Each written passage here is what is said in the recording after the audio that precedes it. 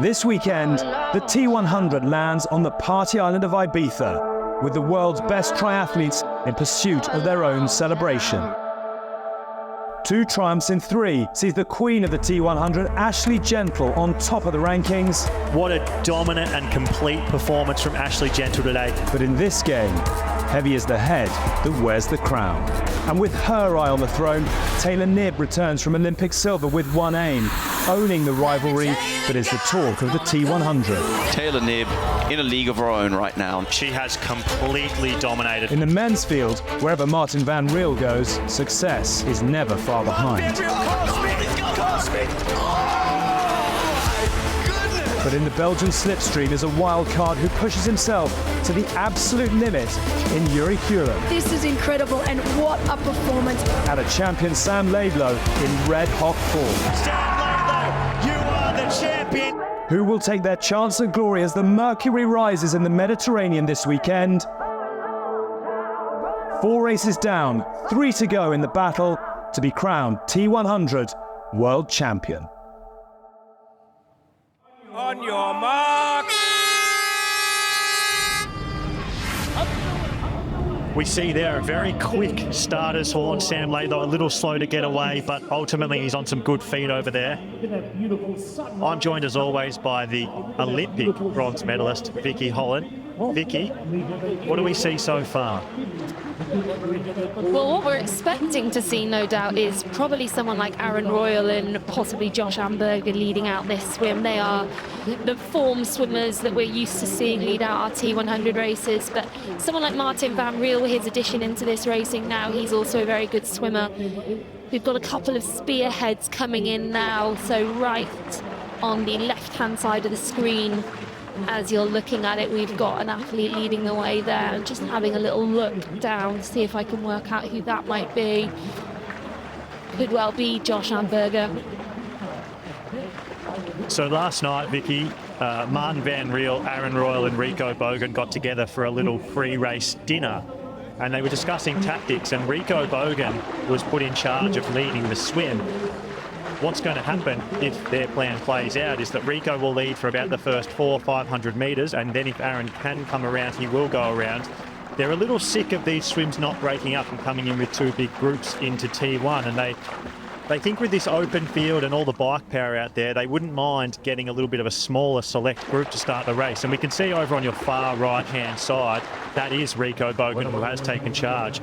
So far, does seem like that is playing out exactly like that. We can see that those 4 spearheads that there were are kind of becoming 2 with the one in the middle left.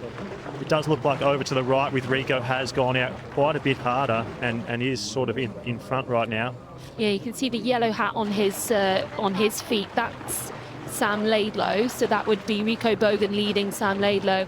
And I think you can see Martin Van Riel at about 4th there as well. So they're all in that bunch over onto the right-hand side.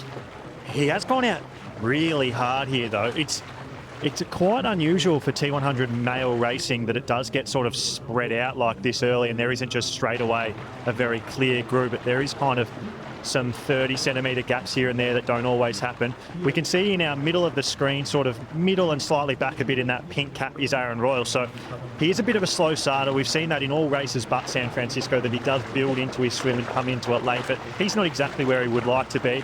If you look at Rico Bogan out there in the red, Sam Laidlow's behind him. You can see Martin Van Riel, the pink sleeves, 2 behind them. That's Martin Van Riel. So everyone who we would expect to be here kind of is here. Josh Amberger's there as well. Alistair Brownlee, you can see in a nice position. And we can see a change in lead. Martin Van Riel has gone to the front. So I guess that conversation they had has sort of played out with Rico Bogan leading the first 300, 400 metres and then Martin or Aaron taking over. They're both right there. Aaron's 4th right now, Martin's 1st, Rico Bogan's there in 3rd. So, yeah, it is sort of playing out how they like, but it isn't quite broken up yet. Vicky, tell me, why, as Rico Bogan and Aaron Royal, would you sit down and make a plan with Martin Van Riel of all people? Genuinely, I mean, he's the guy to beat. I mean, our friendship's getting in the way of a potentially tactical decision here. You're right. it's the right thing to do for athletes like Rico, like Aaron especially. He needs to make something happen on the swim. His performances so far in the T100 this year have been a little bit disappointing to himself. He's expected a little bit more for himself, and his massive strength is his swim capability. So if you're someone like Aaron Royal, yeah, make a plan with someone, but you're right, Martin Van Riel, as the person who is undefeated over middle distance, who won in San Francisco at his first time at this, probably not the person. Martin Van Riel in the front, Josh Amberger on his feet, Rico Bogan on his feet, and then Aaron Royal right there as well, with Sam Laidlaw and Alistair Brownlee next up. And we see Martin Van Riel ranked 12th in the swim, currently leading the swim, so hopefully he'll get some points in his swim rankings and working his way through lap 1 of 2. So we've got an actual Aussie exit today, a true old-fashioned Aussie exit. Martin Van Riel leads, Josh Amberger behind him, Rico Bogan next out of the water. You can see that Martin Van Riel has really exploded out of that Aussie exit. There's quite a few gaps here, actually. Fred Funk, Max Newman, they do seem, Daniel Baccarat, they do seem like they've kind of dropped that front group a little bit, and will have to work really hard to get back onto the feet here. Yeah, Daniel Baccarat was the one there who did seem to have just been a little bit too sluggish getting out of the water. And Martin Van Riel, I think, is really going to use that power, that speed he's got from his short course background to just try and accelerate out of this as Aussie exit. And Matthias Margier and Peter Hemrich as well. Matthias Margier not making a front group is a very, very rare thing in long course triathlon. Martin Van Riel just lifting his head, sighting now. The thing is, the sun is just coming up, so the reflection on the water can be a little bit tricky to actually spot. We see him raising his head more than he normally would, and that would definitely be the sunlight coming into his eyes as we see the palm trees slowly catching up on some sunlight. Something that I think is interesting is that Aaron Royal in 4th there in the pink cap has yet to see the front of the swim, which would be the first time for the T100 World Tour in 2024 if he does not, in fact, spend some time on the front. Just seems that now there's a little bit of a split occurring after, I think, the 6 athletes. I think we've got 6 away, and someone has just, I think it's Max Newman, green cap, has just dropped the feet. So there's a little bit of a gap occurring. It's not massive yet, but they are on the way back on this final lap, and that could be a good few seconds coming into first transition. I think something to note in this lead group is a lot of bike firepower. Martin Van Riel, his strength is probably his cycling. I know he's a really solid, consistent athlete, no real weaknesses, which he talked about in one of the interviews this week, that he sees his biggest strength, but he has no weakness. But if you talk to everyone, they do say that his bike is actually his strength, not his swim or his run. Sam Laidlaw, we saw what he did in London. Alistair Brownlee, he's always been one of the most aggressive cyclists in the sport. Rico Bogan, his bike is definitely his strength. Aaron Royal and Josh Amberger are the 2 in this league group where they kind of have a bit of suspicion on their bike and is it as strong as everyone around them. But the 4 other men in this group, you know, their bike is as strong as anyone in World Triathlon right now. Just in their final few metres of the swim now. So whilst Martin Van Riel has put down the vast majority of the work on the front, he's not been able to make too much damage to a lot of the guys behind him. It's going to be a lot of athletes that hit transition together. And we're going to, as always, throw to our transition expert, Jan Frodeno. Call what you're seeing, Jan. All right, so here we go. Martin Van Riel made a surprisingly calm impression on me as he ran out. Alistair Brownlee coming out, Max Newman's right on the feet there. We see the athletes taking off their swimsuits. Everybody now, by a change of the rules, has to have their swim skins on, so no more funky transitions like we used to see in the past. Martin Van Riel here looking very calm in his colours of choice, hard to be missed as he gets on. By choosing to put on his socks in T1, that is a smart call to me, because you're not going to create a difference here, and by the time you come around to second transitions, you're already wearing socks. Josh Amberger leading the men out, and Sam Laidlaw in second. That is something I would worry about, because we know he can ride, especially that first lap, extremely hard to create a gap that few guys can. That's what caught my eye too, Jan. Sam Laidlaw looked very calm and in control. That kind of would If I was racing, that would scare me looking at Sam Laidlow there. And funny enough, Martin Van Riel actually taking Sam Laidlow's tactic. So Sam Laidlow used to lose a lot of time in T1 putting on socks. He went out barefoot. As we see the second group, Yuri Kulin is indeed leading the group. Brad Weiss, I see in there. Matthias Margier. Yeah. Oh, they're going around. Jeez, boys, stay within the lines. Very powerful group on the bike. This could be, but I'm surprised to see Matisse especially so far behind. I know that Matisse has had a bit of injury issue, but talking to him throughout the week, he said his training had been going well. He felt he was back in form. He felt his swim, bike and run were all in good positions. I even questioned, I said, really, you've got back this quick? He said, yeah, I feel as in good form as what I was in Miami, where he was the one who took charge and took Alistair Brownlee off the front of the race. But wow, to see him in this group, it's quite surprising, really. And it's like at this point, it's a minute and 30 seconds to that front group. And we know he's a strong bike rider and this course suits him, but that's a big gap. So we do see a lot of bunching up here with flashing red lights. They do have a small period where they are allowed to sort of spread out. You sort of see this roundabout No, up it's here. just the angle. After that, cheeky from Jan. After this roundabout is where they are expected to sort of string things out. So we do hope to see that really soon.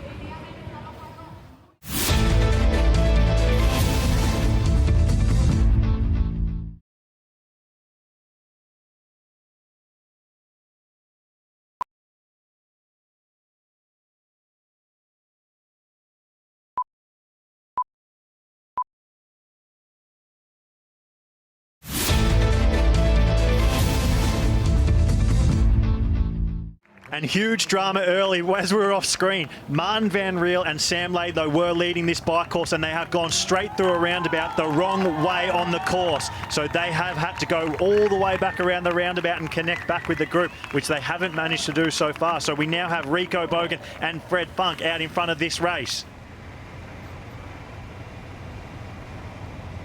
Here we see the replay of it. Martin Van Riel in the pink and yellow up in front in the lead. They're supposed to take a right-hand turn there. They go straight through the roundabout. You can see they turn around, look.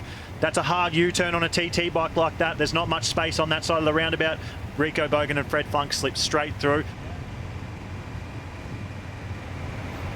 And this is a really nice shot to put Sam Laidlow's ride into perspective. He went the wrong way with Martin Van Riel. Martin Van Riel is sitting somewhere towards the back third, maybe in halfway in this group, and Sam has ridden past all these riders that you're seeing at the front of at the top of your screen. So the amount of power that Sam Laidlow is putting down early is phenomenal. Scary even. I would say this is ominous not only for today's race but for the season to come. We know Sam Laidlow targeting both this race particularly and Kona. There is two big ones. Magnus Ditlev watching at home, Christian Blumenfeld watching at home. They will be taking note of what we're seeing right now. Sam Laidlow sitting on the front. We noticed his change in helmet. He's changed helmet sponsors mid-season. Interesting, which means that he's obviously done some testing. He would have some data to back that up. I think middle of the season, that's a clear sign. Yeah, in his colors. Interesting how helmet shapes change over and over again, and it seems to be the super wide spaceship kind of shield Yeah, the helmet Stormtrooper. that really is taking advantage at the moment.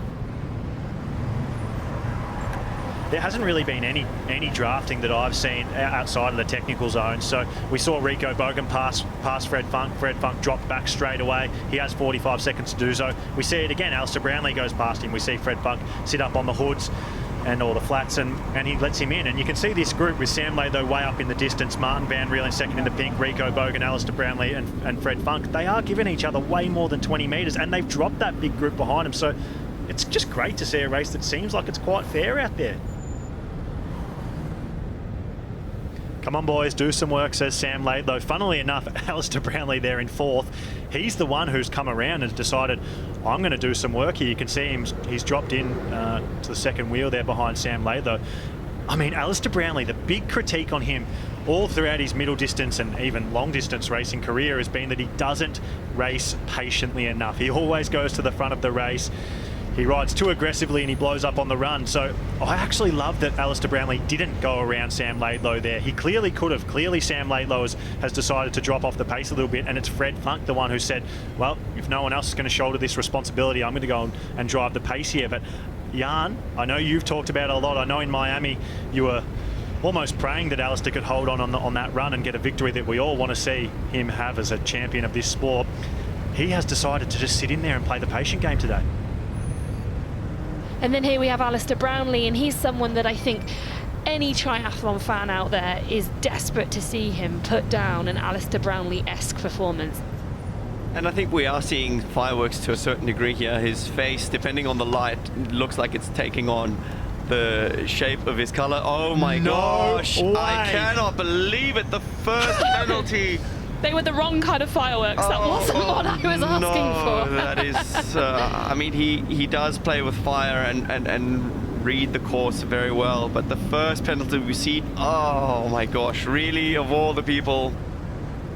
So Alistair Brownlee unclips. He has a 1 minute penalty to serve for the first ever drafting penalty in T100 World Tour history. A minute feels like such a long time, doesn't it, when you've just stood there waiting. As he clips in, heads off to a bit of a cheer.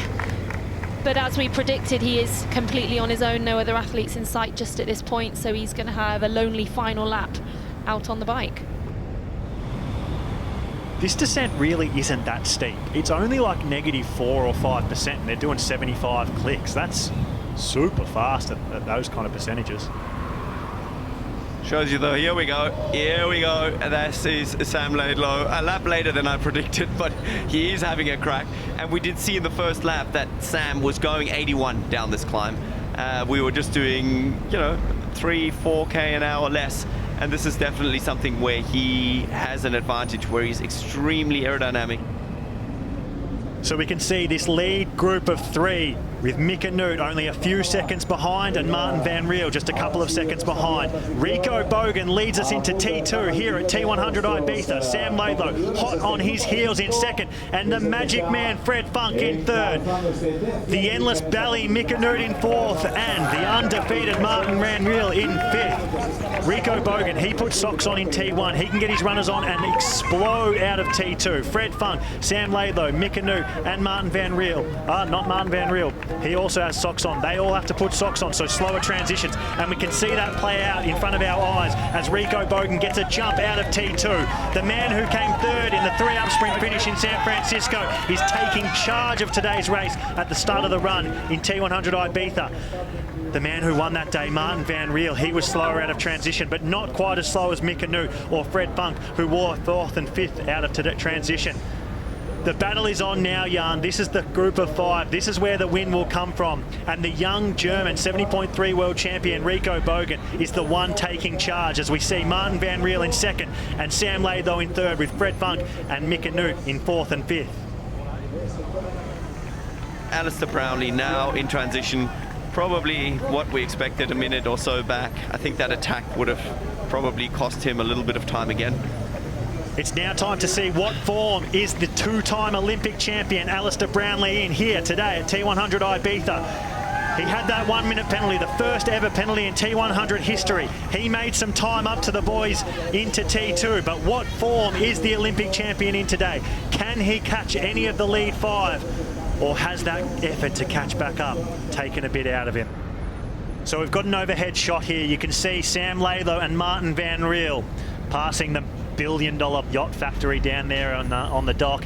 You can see that gap to Rico Bogan in third has really extended.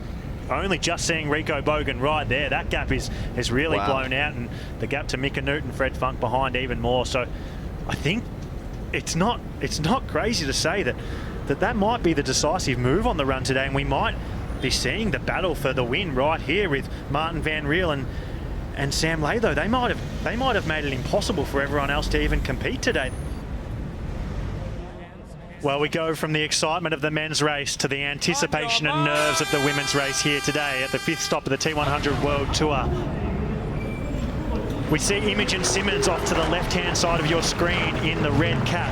She's taken a really aggressive start to the swim here. Ashley Gentle over on the far left in orange. She now needs to get on Imogen Simmons' feet. That's where she needs to be. Ash Gentle and Imogen Simmons, probably not known as the two strongest swimmers in this field, but they're the ones leading it. Can Ash Gentle duck over and get onto her feet? We are looking for some strong swimmers in the yellow cap to the far right. Flora Duffy, the Olympic champion, always been known for having one of the strongest swims in the sport. And then Taylor Spivey as well.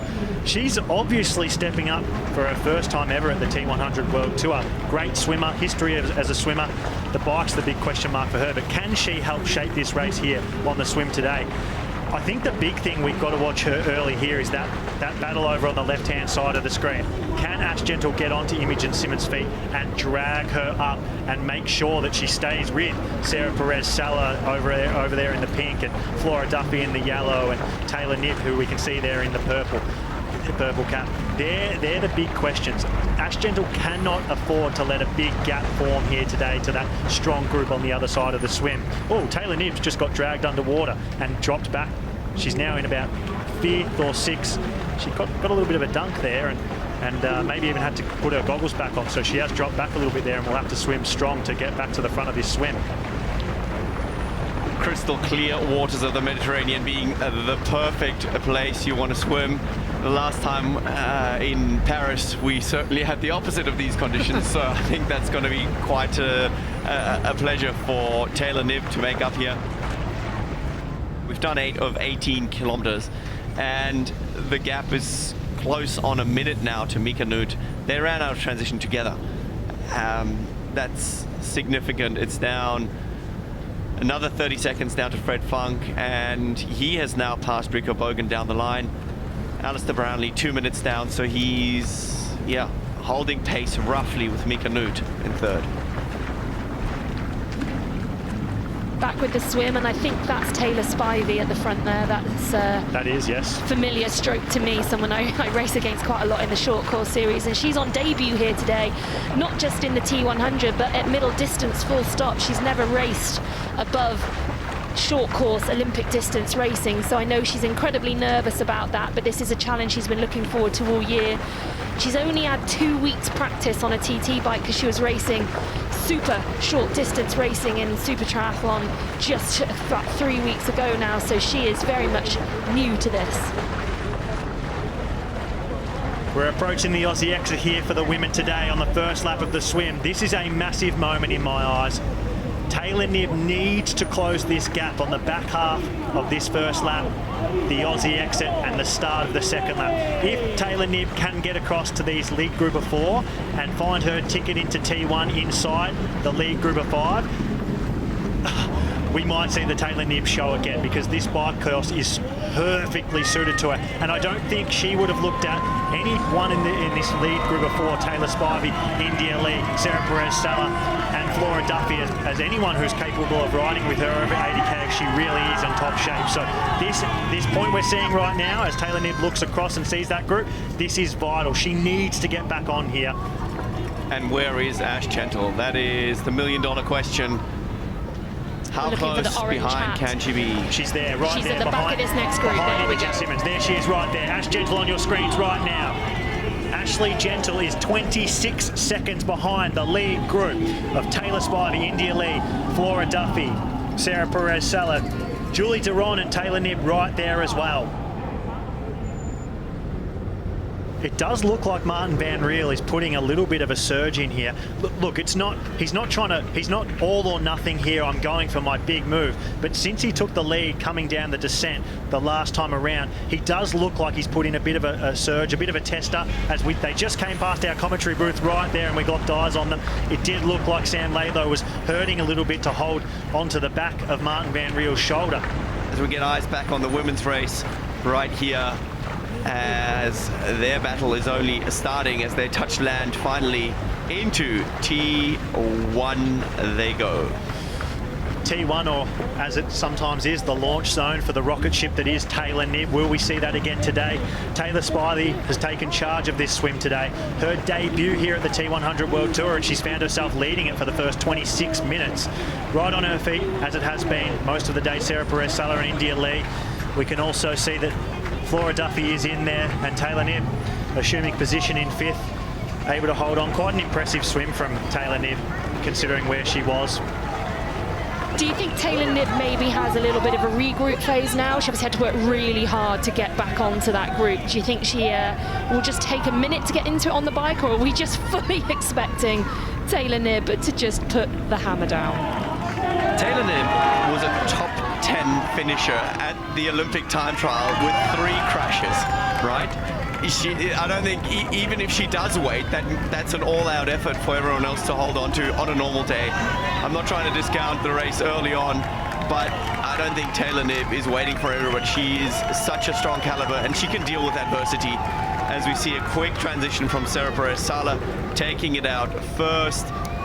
She didn't have a swim skin on, did she? So she had a little bit of an advantage on the other girls, as that's Indy Lee, I think, running through for second.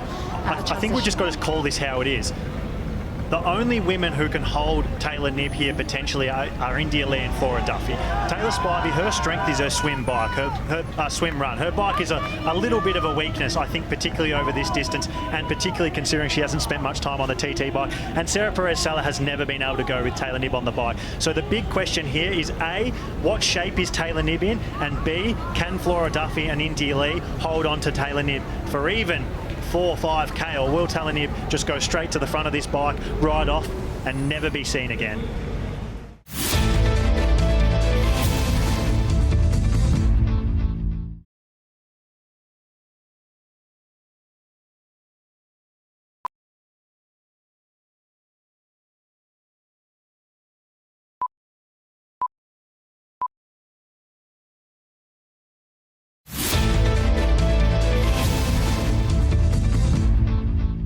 Martin Van Riel has made a move. Sam Laidlow looks at his watch, checks the pace.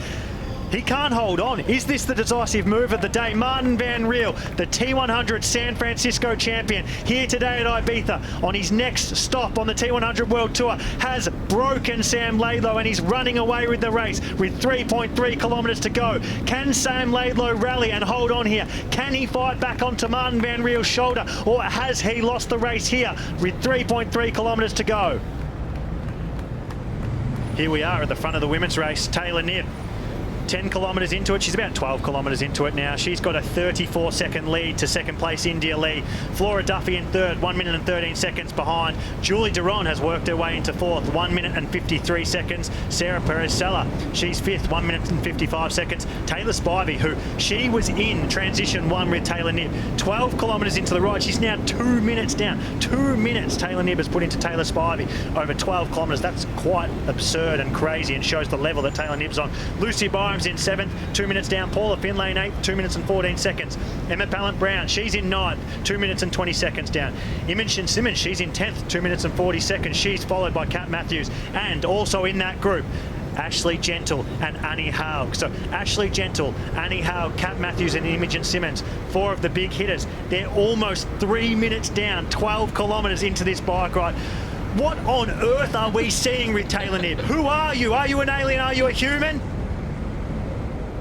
It has been a masterpiece of a performance here, and I think even Sam Laidlow is going to be happy with second place, considering the rest of the season building. Martin Van Riel, he won T100 San Francisco on debut at the T100 World Tour. Undefeated streak remains. Martin Van Riel, your 2-time T100 World Tour champion. Take a bow. What a performance today from Martin Van Riel to assert himself as the best T100 athlete in 2024. And Sam Laidlow, perhaps the story of the day, deep in an Ironman World Championship field, coming off that amazing victory at his semi-home race at London. He's been pushing the pace all day today. Sam Laidlow, second place here at T100 Ibiza. Bravo, bravo. That is honestly, for me, got to be the story of the day as well. Sam Laidlow coming out here super strong. His training shed recently burning down at home, but you can see this man has his eyes firmly set on his targets, and he is here to stay. As Mika Nut comes around for the last turn, we saw Alistair Bradley going the other way. Another podium performance here. He was deeply disappointed in Singapore, but we see Mika Nut high fives, fist pumps as he comes in for his next podium on the T100 series here in Ibiza. Mika Nut's highest ever finish on the T100 World Tour. His first podium. You see the excitement and what it means to him. Mika Nut. And here are the results from today's race here at T100 Ibiza for the men. Martin Van Riel wins. Like he said, he led all day in the swim. A solid bike, a really solid bike, and of course a strong run. Sam Laidlow in second. What can we say? He just continues to impress. Mika Nut, Alistair Brownlee, the first ever drafting penalty. It cost him the podium potentially in the end, but fourth place, still a great result. Magic Man, Fred Funk in fifth. That's 2 fifth places in a row. Rico Bogan, he led the run at one point, finishes down in seventh. And Yuri Kulin with the fastest run of the day. Super impressive. He's your Singapore champion. He proved again today that if he can find himself there off the bike, he's one of the strongest runners in the field. Mattis Margier, he continues his return to racing, finishes 10th. That's a good stepping stone for him, I think, to continue his build into the grand final at the end of the year. Congratulations to you. That was a fantastic finale to a wonderful race. And actually, just as you were coming over, there's a lovely moment between you and your family. What did the old man have to say to you? Yeah, he didn't say very much. I think he was just proud and happy to be here. Like, he hasn't been at that many races in my career even. So to be able to win with them present, like that's I can't wish for anything more. A lot of people now are going to be talking about you as the man to beat for the overall title of T100 World Champion. Do you listen to that? Do you ignore it? Or is that your own expectation?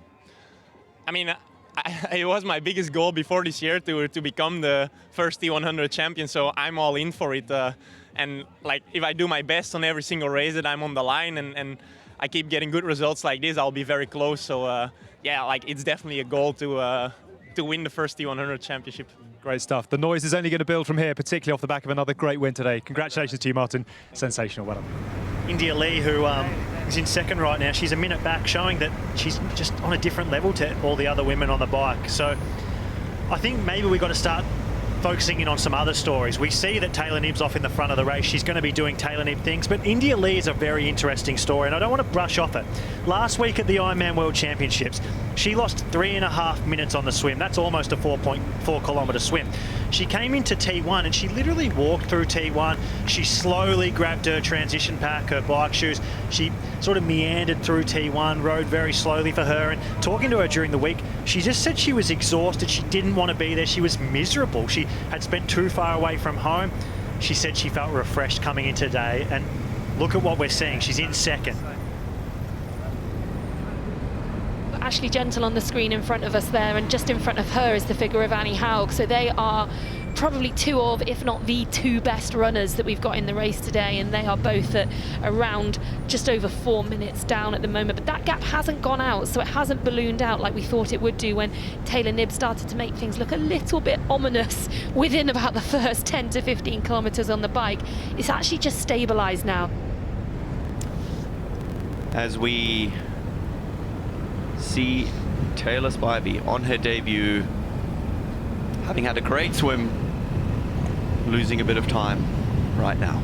Almost 4 minutes she's lost to Taylor Knibb out of T1. That is not even 40k into the bike ride. She's lost 4 minutes. That's that's a lot of time. And Flora Duffy was in that group as well, and she's lost just over 3 minutes in under 40k. So you extrapolate that, and that could be, 6+ minutes for Flora Duffy into T2 and 8+ minutes for Taylor Spivey into T2. And here it is, the second ever drafting penalty at the T100 World Tour. It's the debutante, Julie Durand. She's being shown a blue card. That TO looks like he's just explaining to her what she has to do. Keep in mind, she has to stop in at the next penalty tent and take that 1 minute penalty. I mean, it's brutal. It's a brutal reality of the sport, but at least the rules are finally being enforced, and we're finally seeing fair racing here at the T100 World Tour. It's great. It's a great thing for the sport, but Julie Durand and Alistair Brownlee, the unfortunate victims of it today.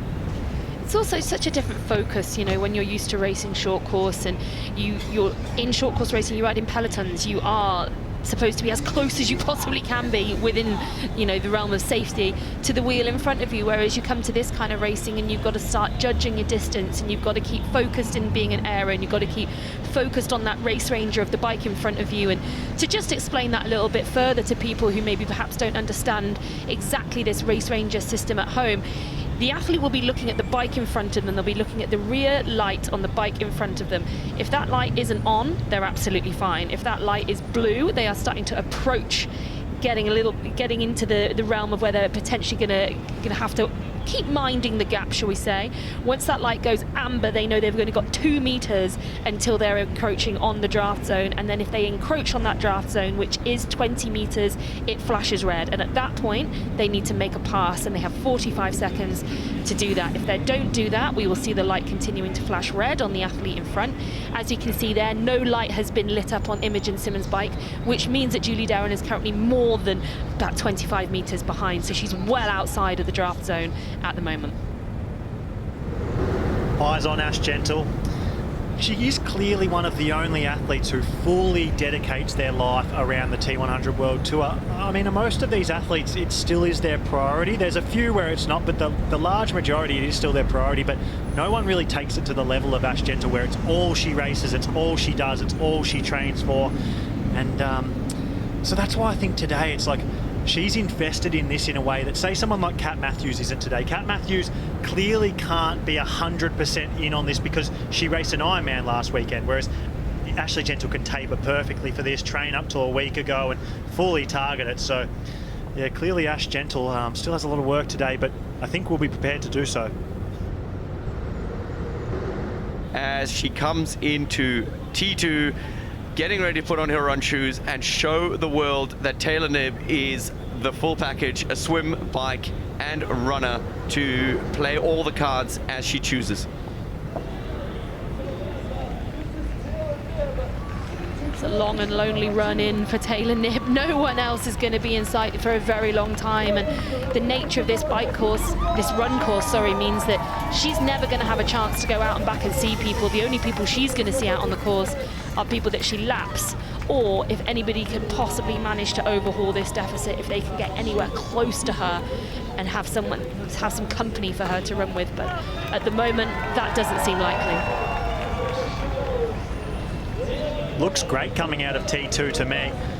I think she does have a point to prove. I know it might seem quite hard to put yourself in her head because she's got such a big gap. She could so easily just run within herself and get an easy victory here today. But talking to her throughout the week and the interviews she did throughout the week, it really does seem like she has something to prove, like Jan said, about wanting to show that she is one of the best runners in the world. And I think she really hates people who doubt her. Like, you get that vibe when you talk to her that like if you question her, if someone questions her, it just irks her. It doesn't sit right with her, and she does want to prove people wrong. Yeah, as we get India Lee coming into a transition 2 here, the next athlete. Daylight between the two of them, but also daylight to the next group. So it'll be really interesting. 250, we're hearing one of her teammates throw in. She does have to put on the socks, which Taylor Knibb didn't. But this is so far a fantastic performance from India Lee. You saw her acknowledge that information that was being fed to her by one of her friends there. She sort of nodded her head, took it on, questioned what one of the pieces of information was, nodded again, said, okay, got it, and off she went. So she just had a moment there to regroup as she got her shoes on and take in all the information she can do to give her the best possible chance of holding on to this second place. Imogen Simmons, yet another great performance from her, leading this group out of transition as we get eyes on Paula Findlay, changing, trying to get socks and shoes on. So Imogen Simmons, she takes a 30-second lead on Paula Findlay and Julie Duron into T2. Lucy Byron was right on the heels of Imogen Simmons as she, pretty good save in the end. That was nearly a bad start. It is just carpet, she would have been fine, but good save all the same from Imogen Simmons.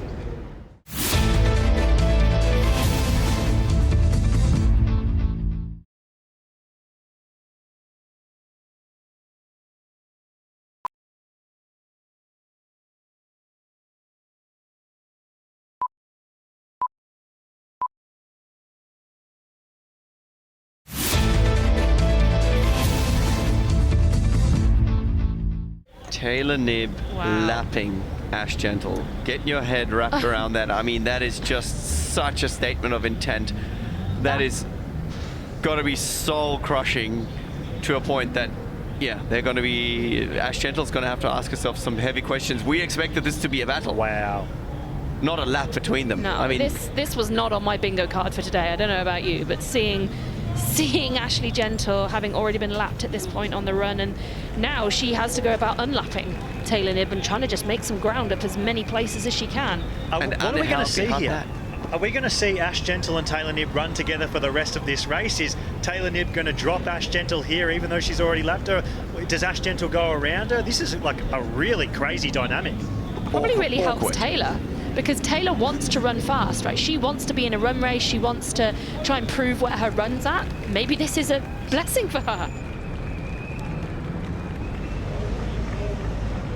Yeah, it seems like Julie Duron, unsurprisingly, is the one that is coming through from that chase pack. If you look back to Imogen Simmons, that gap is holding still at around 2 minutes. Imogen's closed it down just by about 10 to 15 seconds. But the one who's making the inroads, the one who is going to be very much in the eyes, or that Indy Lee has to keep an eye on, I should say, is Julie Derrin, and she's absolutely charging. This is Julie Derrin we've got eyes on now as she rounds the corner and runs alongside, transition to end the first lap for her. She is looking fantastic to run herself up into second place right now. And here it is, the battle for second place. India Lee and Julie Duron. Julie Duron, it's her debut here. She's a rookie at the T100 distance. She had a minute penalty as well on the bike. So without that minute penalty, she would only be 2 minutes and 50 seconds behind Taylor Knibb. And with almost 10 kilometers to go, I mean, she probably wouldn't catch her, but we'd be talking about it and it would make this race a lot more exciting. So we get a fair race. It's what we need, but, you know, it's also that what if that it creates. Same thing with Alistair Brownlee. He probably would have got a podium without it, but that's the price of fair racing, and we love to see fair racing. As Julie Duron makes the pass on India Lee for second. Wow, her debut race, and she's made her way up to second, and we've got pretty much all the big hitters in today's race. Kat Matthews here, hampered, sure, but she's here. Ashley Gentle, the queen of the T100. Annie Haug, Emma Pallant-Brown, Paula Finlay. They're all here today, and Julie Duron is showing that she is now putting herself up in lights with all of those big names over the T100 distance and is a threat. But Ashley Gentle has actually now increased her pace, so she is the fastest runner on course. She went 17 seconds faster than Julie on her last lap. So Ashley Gentle has found her run legs, unsurprisingly, but it just goes back to the same old thing. We need to see more from Ashley on the bike if she's going to really feature at the front of these races from now on. And good to see Ash run a strong, consistent race. I said before, maybe Julie Duron's come in and overthrown her as the best runner in the sport, but Ashley Gentle showing her experience at the 18-kilometre distance. Julie Duron clearly probably a better runner over 5 and 10K, given that she's been doing short course racing at the moment, but Ashley Gentle maintaining a more consistent tempo throughout the whole 18K and taking over as the fastest runner out on course right now. We see the fastest runner so far on course. Ashley Gentle has sort of pulled things back, but Julie Duron still has the fastest overall run time so far today. At 11.7 kilometres into the run, she's running in 39 minutes. Taylor Knibb out in front has run in 42 minutes. So Julie Duron has pulled 3 minutes back into Taylor Knibb. Rewind to that drafting penalty. If that had never happened, then Julie Duron's probably more like 1 minute and 20 seconds back from Taylor Knibb, and with 4.4 kilometres to go, we might be seeing a battle for this win. But hey, you get the unfair advantage by drafting, then clearly you've got to pay for it. But yeah, this is really impressive and does bode well for some potential battles that we might see in the future between these two women in Taylor Knibb and Julie Duron. And Ashley Gentle, she's only ran 2 minutes faster than Taylor Knibb to this point. Julie Duron's still 1 minute faster than Ashley Gentle overall, although Ashley Gentle is starting to turn that around. So the next question is, Ashley Gentle, can she possibly make any inroads on the podium? We know she's now just making that pass up into 4th place. Sorry, that's 5th place. She's still got Paula Finlay ahead of her to make into 4th place. She's got about another 2.5 minutes to try and close down Indy Lee for a podium spot at the end of the day. She's got around 5 kilometres left to do that. She's actually got more than that though. She'll have about 6.1 kilometres at that point, and yeah, so technically she could do it, but I mean, this is on Indy now. I mean, Ashley is flying, but Indy has to hold it together. She will know, the people on course will be telling her that the threat from behind now is Ashley Gentle, because she is motoring, and Indy has to keep herself running fast and smooth, otherwise she's going to lose that podium spot at the death. So it's about 2 minutes and 45 seconds, the gap, with 6 kilometres remaining. It would be tough. It's a stretch. It's not undoable though. That's almost 30 seconds a K. I mean, that's significant, but again, she is flying, and yeah, that would be quite something. Well, from being lapped we to running that. your way to the podium. Yes. And running to such a bittersweet podium. Yeah, it's like 25 seconds a K. It would take a blow up from India Lee at this point, wouldn't it? You have to, as well as Ashley Gentle is running, it would take a blow up here from India Lee, but it will be close come the finish line, I think. I think that might be down to within 30, 45 seconds if it holds tough like it is now. And Taylor Niv makes her way onto the blue carpet. She has been out of this world today at T100 Ibiza. Front pack swim, made her move on the bike, came into T2 with no one around her, and showed the world, I'm not just a swimmer, I'm not just a biker, I am a triathlete, I'm the best middle distance triathlete in the world. Taylor Niv, a 3-time T100 champion, a 2-time champion in 2024, and proving herself as the greatest middle distance triathlete on the planet right now. I think the sky's the limit for Julie Duron and her future in T100 triathlon. So Julie Duron, her first outing at the T100 World Tour, shows the world, I have arrived. Second place here today behind the great Taylor Niv, beating Ashley Gentle, beating Annie Haug. Julie Duron, second place at T100 Ibiza, the 5th stop on the T100 World Tour. If you didn't know her name, you know it now. India Lee holding tough here. Ashley Gentle is only 55 seconds behind her. 500 metres left to run for Ashley Gentle. That means there's about 300 metres to run for India Lee. You can see the look on her face. That is a grimace. That means India Lee is digging in and fighting here. The determination she must be showing to hold off Ashley Gentle. One of, if not the greatest runner we've seen in the Women's T100 Tour. And Indy Lee makes the final turn. She is going to hold on. It is redemption for India Lee here today at Ibiza, the 5th stop on the T100 World Tour. Coming off a disappointing weekend of the Ironman World Championships, she has proven not only to herself but everyone else, I haven't gone anywhere. The Miami champion, 3rd here today in the final spot on the podium at T100 Ibiza.